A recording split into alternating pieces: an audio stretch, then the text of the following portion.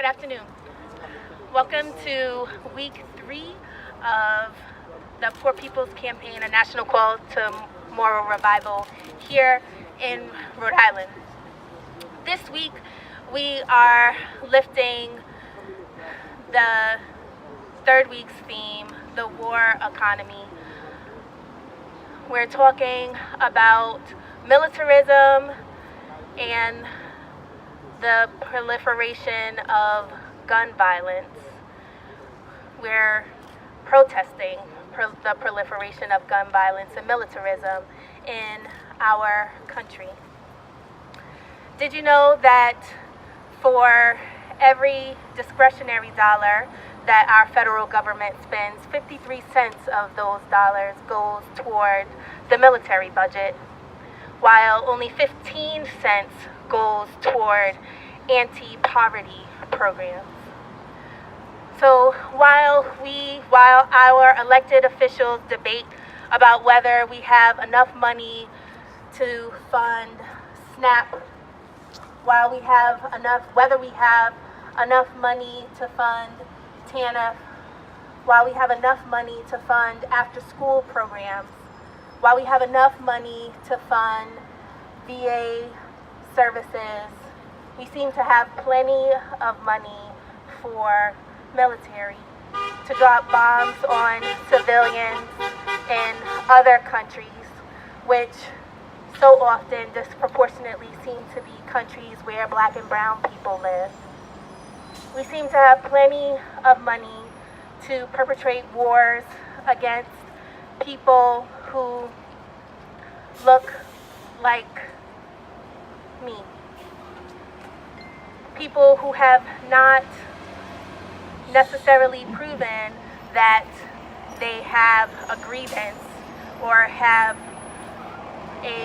even perpetrated aggression against this country or its people, but have maybe ideals that are different than ours. So this week, the Poor People's Campaign, a national call for moral revival, is demanding that we stop, that we pause and ask ourselves, is this the way that we want to spend our money? Is this really the land of the free and the home of the brave when our people don't have enough to live freely? I want to read something from the Reverend Dr. Martin Luther King Jr., which was written in 1967 in Where Do We Go From Here? Chaos or Community. A final problem that mankind must solve in order to survive in the world house that we have inherited is finding an alternative to war and human destruction. Recent events have vividly reminded us that nations are not reducing but rather increasing their arsenals of mass destruction. The best brains in the highly developed nations of the world are devoted to military technology. The proliferation of nuclear weapons has not been halted in spite of the limited test ban treaty.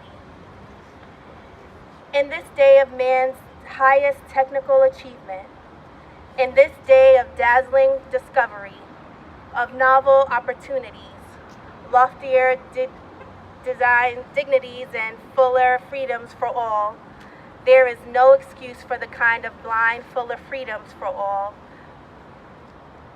There is no excuse for blind cravings for power and resources that provoke the wars of previous generations. There is no need to fight for food and land. Science has provided us with adequate means for survival and transportation, which make it possible to enjoy the fullness of this great earth. The question now is, do we have the morality and courage required to live together as brothers and not be afraid?